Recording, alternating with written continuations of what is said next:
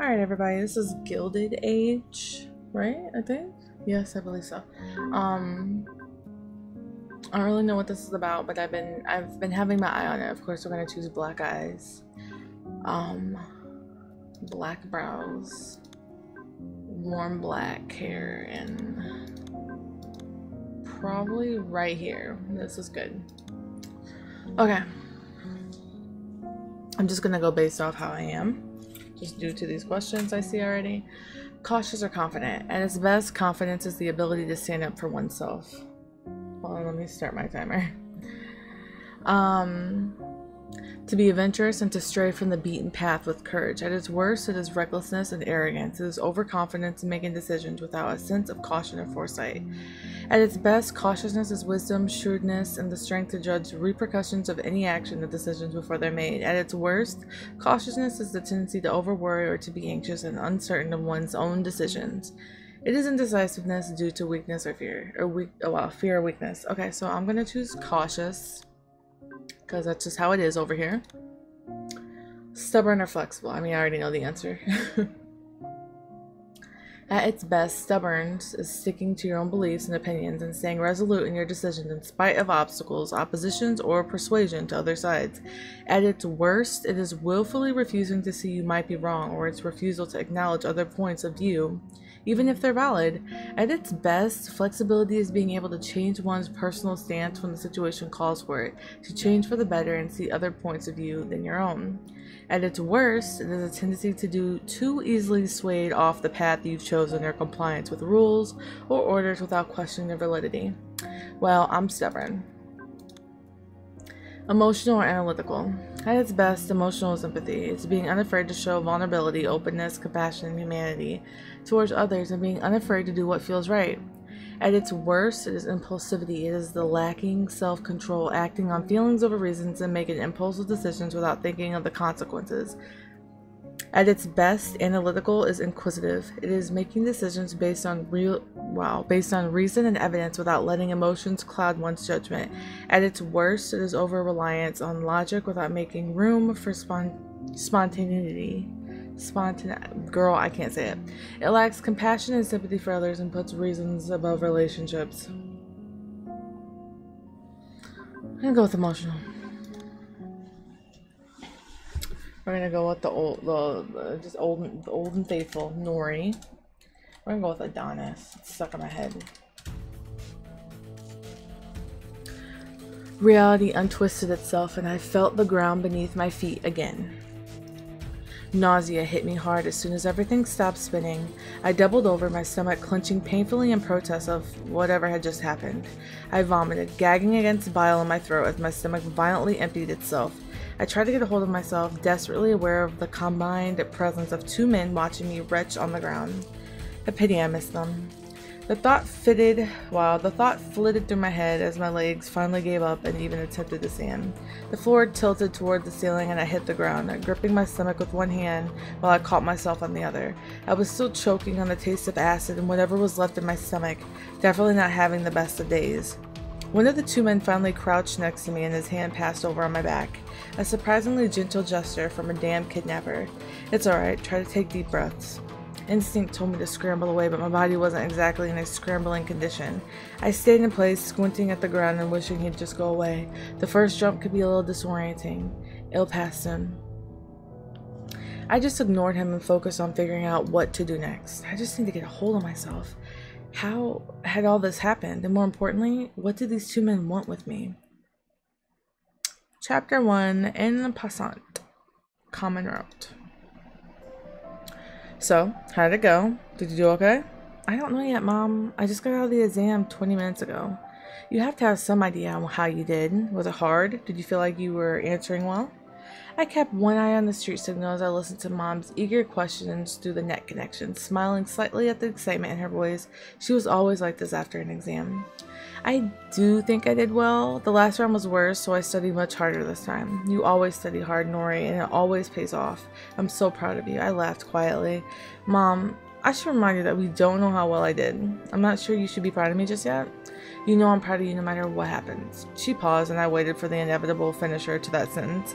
But you definitely think you passed, right? The light switched, and I started across the street along with the rest of the crowd, smirking at how predictable she was. I passed into a crowded pedestrian walkway and paused right past the dividers. Passing is never really the issue. Sorry, my dog's coughing. Sorry if you heard that. Anyways, passing is never really the issue, you know. I keep telling you I have to score in the top 10% this time, unless Dad is ready to do some major string pulling on my behalf. And we both know that even if he tries, there's no guarantee anything will come of it. I'm certain he'll hear good news. You've worked too hard to get bad news at this point. Her faith in me was sweet, but everyone else worked hard too. None of them has worked as hard as you have. I doubt that's true. We all work really hard every single time, but either way, I hope I hear good news as well. When will the results be in? Oh, they said 7 to 10 days, but it's usually a bit faster.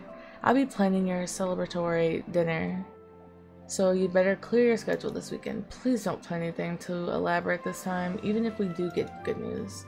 She just laughed and disconnected the conversation, and with that, I knew another big party was in store. I bit back a yawn and dug my knuckles into my eyes, trying to ignore the fatigue creeping in. The last few weeks have been truly exhausting. Every time an exam rolled around, it was like this. For all that, I kept trying to caution Mom not to get her hopes up. I really was pretty sure I scored well, but of course, there were a lot of smart people taking this exam. And there weren't nearly as many positions open in the next study level for interplanetary archaeology. Girl, I don't know how to say that.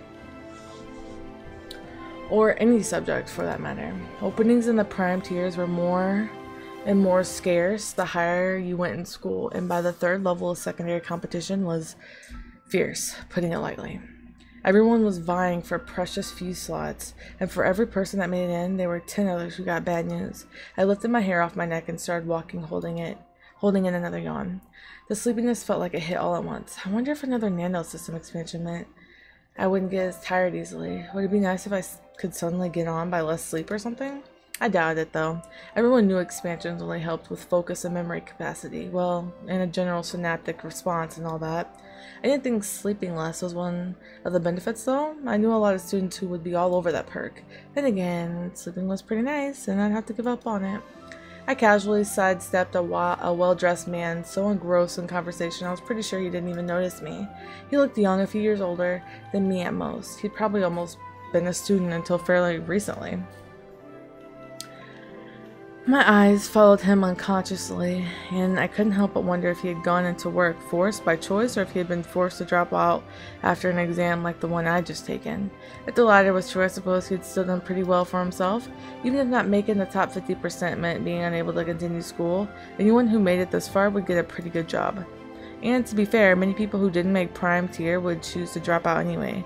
Otherwise, they'd end up in one of the 2 sub-tiers. But everyone knew sub-tiers weren't nearly as good as prime. You didn't even get live instructors. Everything went through the net with the uni AI teachers. Not that the AI wasn't sophisticated, but still. And there was also the lack of the nano system expansion in the sub-tiers. Wasn't like I couldn't keep learning without it, but competing for the 4th level prime tiers would be even harder since I'd been up against everyone who didn't get an expansion. I shook my head, pushing the negative thoughts away. The system wouldn't change just from me thinking about what a struggle it was sometimes. With the exam over, all I could do was wait and hope for the best. And if I didn't make prime, then I would fight tooth and nail for as long as possible to get wherever I needed to get to.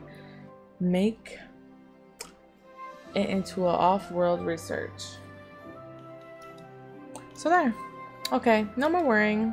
I was gonna just go home, relax, and take a long hot bath. After 3 weeks of non-stop studying, I deserved the longest and hottest of baths.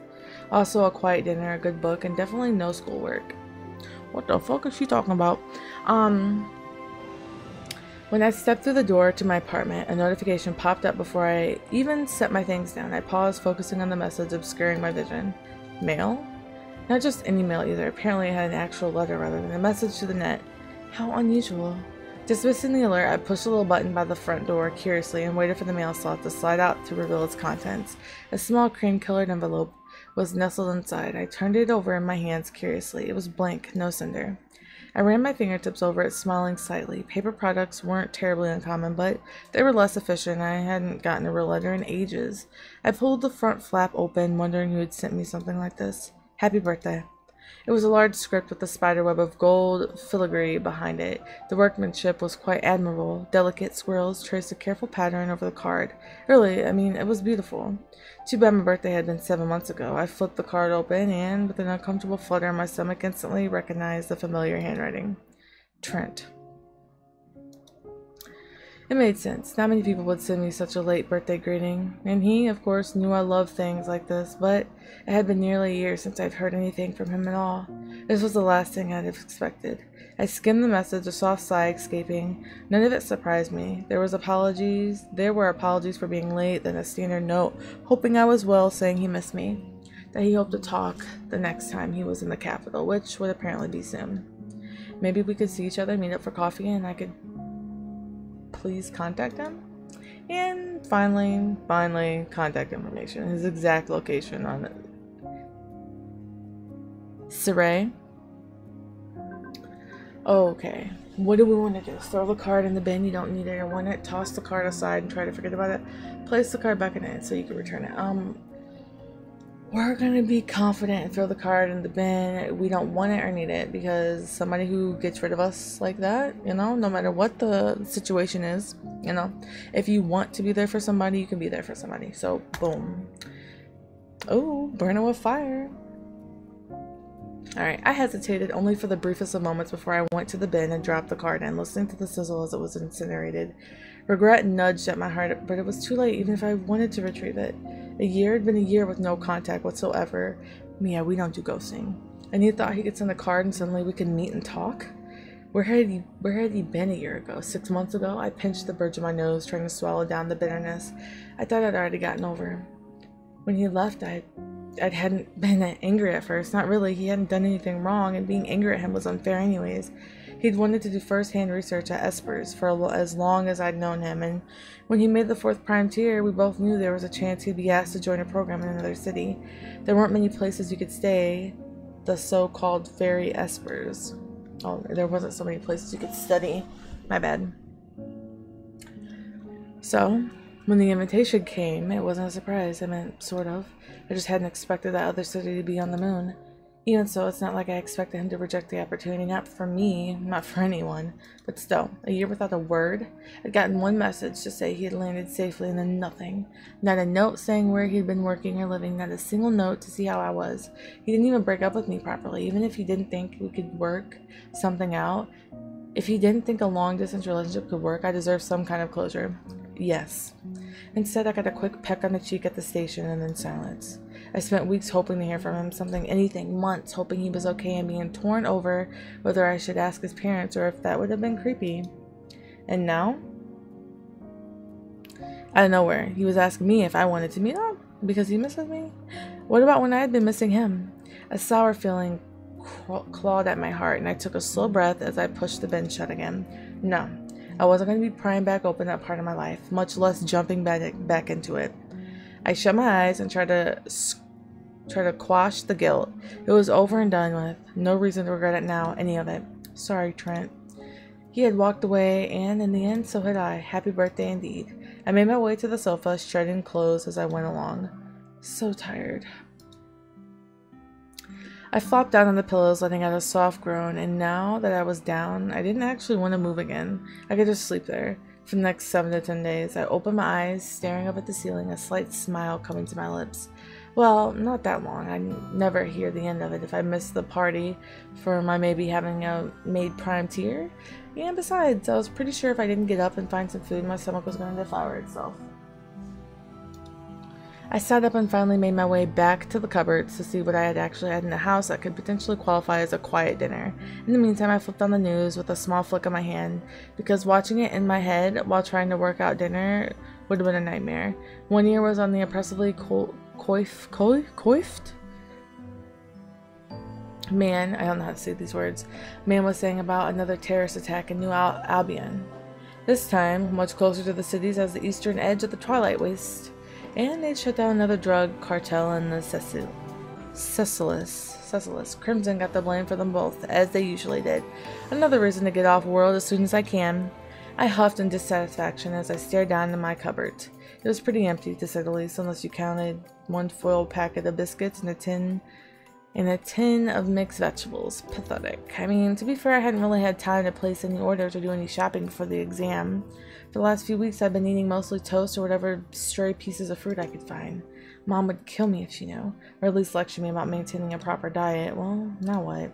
Delivery schedules for the nearby market were predictably filled, which meant I'd have to go shopping in person or eat out, and I haven't really done that much lately.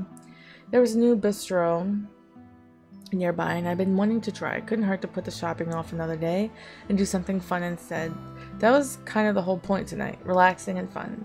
Though I've been looking forward to dinner without pants, then my much anticipated bath with bubbles and candles, and most definitely a good book. Such was life. Decision made. I flipped off the screen and went to change before heading out again. The sun was still shining when I stepped back out onto the street. To be fair, the sun was always shining in Cecilis? I'm gonna say Cecilis, if I remember. And the rest of New Albion, and the Triad, and well, everywhere on this side of the planet because of that whole tidal lock thing. And that wasn't the point. The point was that the biofield had only barely begun to darken and block the blistering light outside, the closest thing the city ever got to night. It would most likely be dark by the time I got home. Dark-ish, anyway. I started away from my apartment towards the bistro. My mind wandered as I walked, glancing up at the sky. Though I guess it's not really the sky. The biodome blocked the view of the real sky and filtered out the harmful UV rays. It looked like the sky, so I suppose it was the same thing anyway. I wondered if it looked the same in Delphine. I really wanted to go there someday to see. Not only that, there were ruins there, and some of the wastes closer to the Twilight region, but the Delphine government didn't let anyone near them. It was ridiculous that it was easier to go off-world to a planet 50 million kilometers away to see ruins than it was to research one of the Archelaus. But that's what happens when two countries didn't get on, I suppose. In any case, even if I could study the ruins in Delphine, I'd rather go to Dijon to finally see something other than simulated day and night, to feel real wind, to see a storm or the stars, though that would only be an option if I made it to the prime tier and could continue my studies. So now I was back to thinking about the exam, which kind of defied the purpose of a relaxing evening. I pushed the thoughts away, determined not to think about it. I was about 2 blocks from home in a pedestrian walkway between 2 streets when I first noticed the crowd gathered up ahead. I paused, watching curiously as several more people wandered over. All of them were clustered around a large fountain there. A busker, maybe? I saw plenty of them on my way to and from class, though I rarely had time to stop and watch. This one must be pretty good to gather the big crowd. Too bad it was kind of blocking the path I needed to take.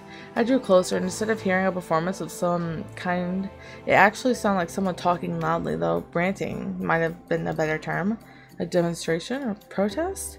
I suppose it could have been some kind of dramatic performance instead of a musician.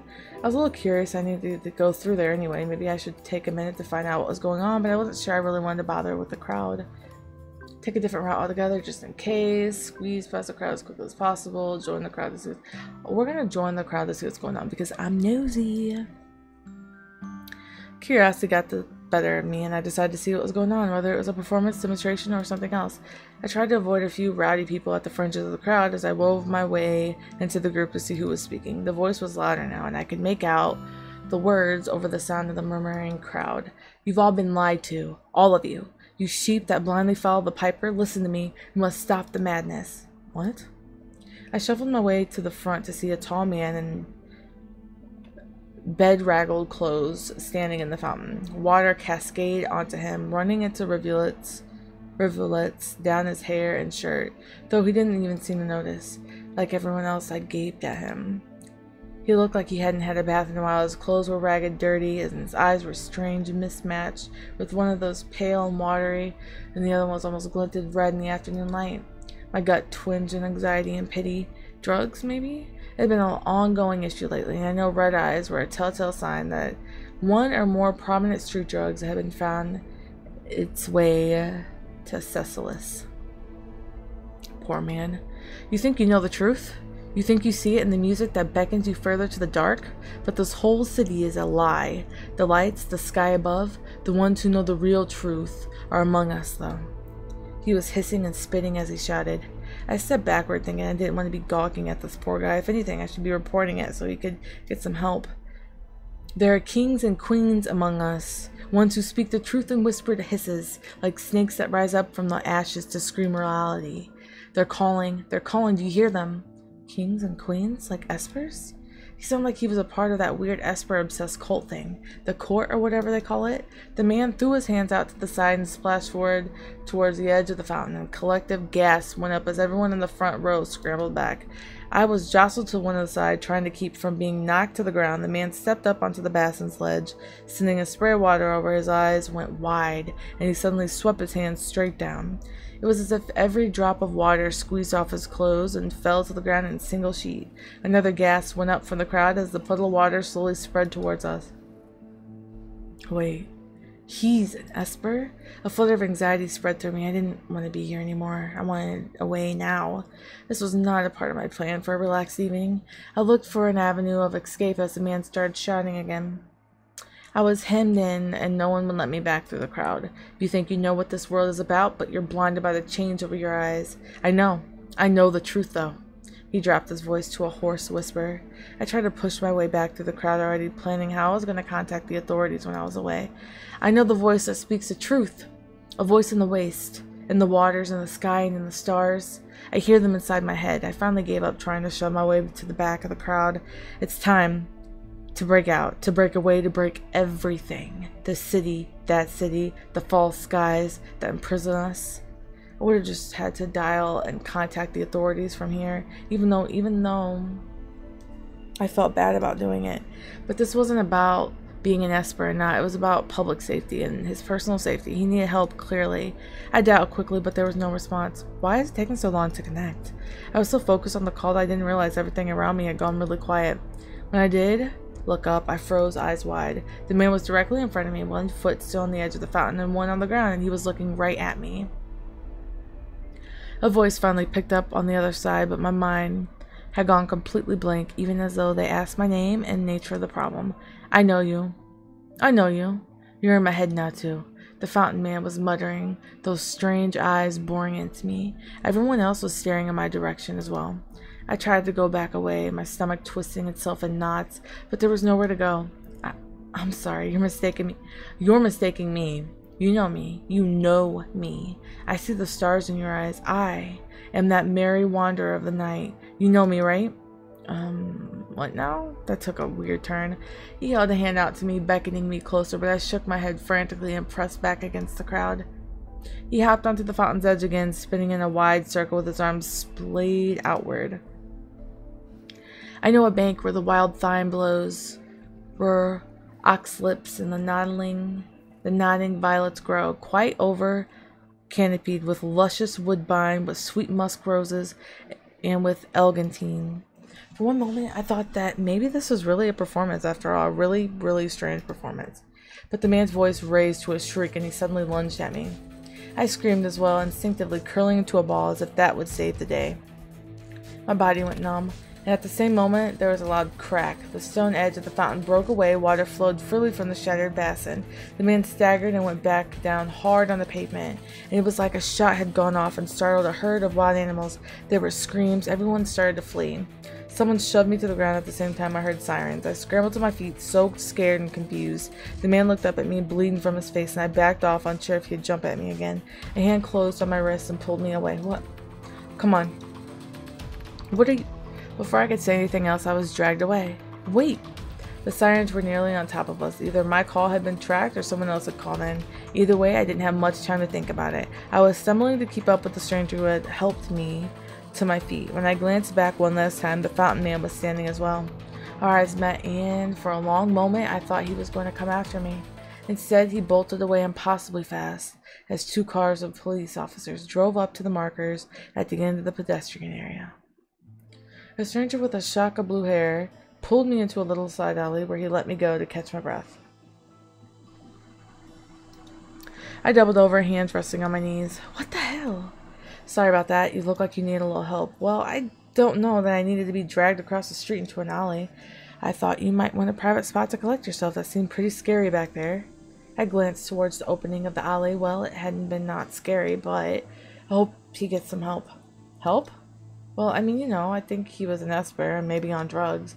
And that had been a pretty nasty spill, though. He hadn't seemed hurt when he had run off. He tried to attack you. You don't know he was going to attack. Maybe he just wanted me to stand in the fountain with him? I'm sure you look fetching, completely soaked, but I'm not sure that's what he had in mind. I'm just saying he probably needs to be treated in a hospital, not hounded by the SD officers. And I'm just saying, you're the one who nearly got attacked and you're worried about someone else? I lifted my chin, shooting him an annoyed look. It's not like he hurt me, and it's a bit much to assume he was going to. There's enough paranoia to go around when it comes to unregistered espers, especially now. But, for all we know, he was just going to keep shouting without doing anything else. Everyone always assumes unregistered espers are up to something nefarious. He looked like he needed a bath and a hot meal, and I don't think he was out to hurt people. He held up his hands, laughing. Okay. He was a harmless, drug-riddled, homeless esper. Got it. I didn't say he was harmless either. I just don't think it's fair to make assumptions about what he was going to do. Everyone has their own circumstances, you know. Well, that's true. In any case, it seems like you were saved by the fountain falling apart, huh? I shifted my eyes awkwardly to the side. Yeah, that. A shame, since I was about to come to your rescue myself, and here my heroics are, completely foiled by crumbling infrastructure. I don't know. Infrastructure? I don't know. I gave him an exasperated look. But I was glad he was going to assume that was crumbling infrastructure. It's been a while since I did something like that. Anyway, I'm Jack Visser. I snapped back to reality when the man introduced himself. I should probably apologize for dragging you away like that, but it seemed like the best thing to do at that time, especially with the public safety idiots descending on us. Are you sure you're alright? I'm okay. Like I said, he didn't hurt me or anything. I was just a bit startled. That's good at least. And I didn't get your name? Oh, sorry, it's Nori, like I said, a bit startled. Now that I was less distracted by everything else, I realized that there was something about the way he spoke. A faint accent. It wasn't all that noticeable at first, but now that I was paying attention, I had started to hear it. Delphine? That's what it sounded like to me, but he either hadn't lived there in a while or he was trying to cover it up. I mean, it wasn't that strange. You just didn't meet people from there every day here in Cecilos. With relations between countries so bad at the moment, it was pretty difficult for anyone to get a passport into Cecilos these days. I wonder if I should ask about it. Everything okay there? Oh, sorry, I got lost in thought.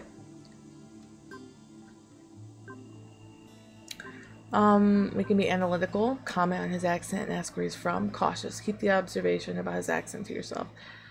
We're not gonna pry. I decided to keep the observation to myself. There was absolutely nothing wrong with someone from Delphin being in Cecilos, but with all the tension these days, I knew there were some people that could be a little weird about it. Even if I actually wanted to travel there myself, even though I would have loved to have a conversation with him about Delphine, I didn't want to make him feel self-conscious or awkward either. The accent was faint anyway, so I could be mistaken. Anyway, I should probably be going home. After that little public display, I definitely lost all motivation to be in public.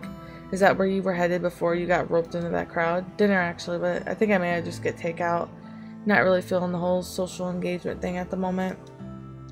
Want to escort home then? I glanced back at the opening of the alley. I had no idea if they had caught that man, but it wasn't like I really was worried he might come after me, and I didn't know Jack either. I mean, it's my apartment, I can get back alone. I didn't expect that you might get lost, Butterfly, though I've always known some people are pretty bad with directions. I was more so worried about your safety. It's Cecilos, though, which is like any other city, sometimes safe, sometimes not. I mean, Jack has a point. I'm not going to force you, it's just an offer. Weren't you heading somewhere else too? No more important. I chewed my lip uncertainly. I didn't want him to go out of his way, but company would be kind of nice. I'm that way. I indicated the general direction of my flat. Even better, the direction that I was heading anyway. Are you sure you don't mind? Jack laughed and took my arm, steering me in the direction I pointed. You always worry this much about imposing on people? Don't get me wrong, it's cute, but it must be pretty exhausting. Not always. It's just that I'm not in the habit of having strangers walk me home. I assume you also are not in the habit of being yelled at by fountain-dwelling, Shakespeare-reciting weirdos? Oh, you recognize that quote. Jack gave me an appreciative look. I'm more surprised you did. Ancient Earth literature isn't exactly most people's forte. Well, I've taken a lot of history courses, and I like learning about Earth.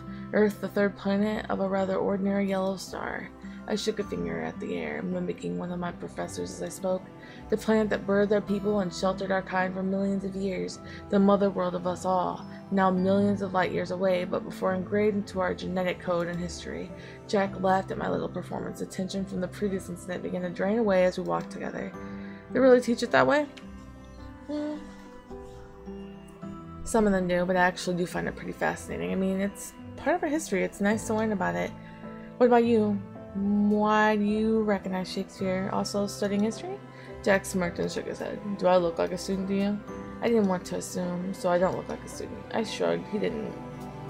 To be totally honest, he had the air of someone who had already been out in the world experiencing things, not locked away, desperately burying their head in a book so they could try to achieve the next tier or pass the next exam. I just know some dork who's always got a book glued to his face when he's not otherwise occupied. Somehow he managed to trick me into reading here and there. Sounds like a good friend, though. I worry a little if you actually have to be tricked into reading. It's fairly a basic skill, you know. Oh, I don't mind reading. I just have other skills I prefer to focus on. Anyway, so your friend likes to read. Jack seemed highly amused that I ignored yet another obvious attempt to flirt. Yeah, he's a pretty good guy, though I think a lot of people might disagree. Interpersonal relationships aren't really built on the opinions of other people. If he's a good guy to you, that's all that matters. Learned that in one of your classes too? I lifted my chin, giving him a look of mock offense.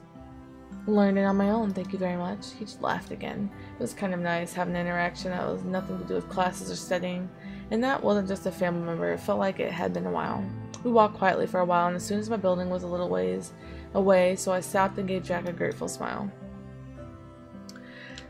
Thank you for walking me back, I appreciate it. No problem. I was coming this way anyhow. I already said so. So? Goodbye then. Looks like. Well, maybe I'll see you around again sometime. I hope so. Goodbyes were awkward usually, but Jack didn't drag things out. He grinned and turned around, heading back the way he'd come. Hey, I thought you said you were walking this way anyhow. I lied. He smirked before striding away without giving me the chance to respond. I watched him for a moment before I finally went back to my flat. What a strange evening. And now I still need to figure out dinner. Wonderful. Gryphon? Paladin, where are you? Standing by. Target located. Can't confirm telekinesis. Was Merlin right? Probably. What next? Contact Ivory Tower. Merlin will make the call. Alright, understood. Paladin. Other factions are moving in. I think I saw Jackal. Are you sure? I'm not sure, damn it. Understood. We'll advise soon. I lay on my bed, staring up at the ceiling, unable to sleep. I kept replaying the evening's events, the man, his face, the look in his eyes as he looked at me, the way the fountain broke like that. I rolled over, trying to find a comfortable spot, to no avail. I flipped my pillows over, pressing my face against the cool fabric, but it didn't help me at all. Somehow I felt strange and feverish.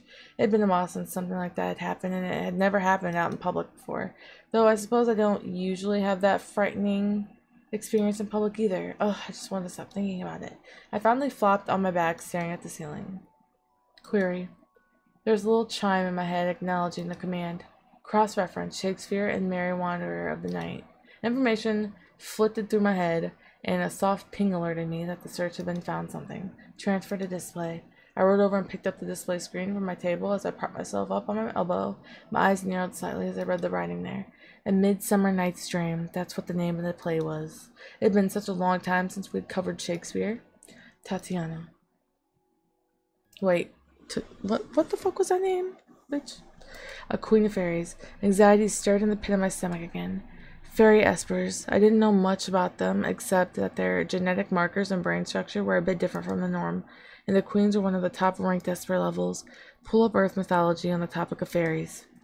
I flicked the light on and sat up in bed, wondering if I should make myself some tea. If I couldn't sleep, I might as well stay up and read for a while. I tried my best to drown the anxieties by immersing myself in the ancient stories of the world millions of light years away and thousands of years old. I don't know how long I read before I finally set the display aside and went to sleep. Alright.